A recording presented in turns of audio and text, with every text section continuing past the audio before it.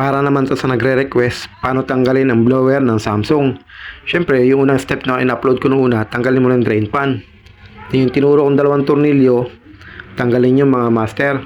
Then ito, yung mismong tornilyo ng ating blower, alisin yan.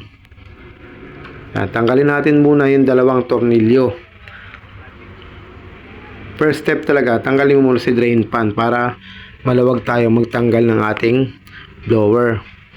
Kapag natanggal na natin yan, isunod na natin yung lock ng ating blower mismo. Gamit lang kayo ng Phillips screw. Okay na yan. Medyo mahirap lang yung ating blower ng ating Samsung kasi makipot yung butas niya. Mas mahirap magbalik pero may technique pa rin dyan. Then angat na natin yung ating evaporator. Then tanggalin na natin yung lock sa dulo ng ating blower.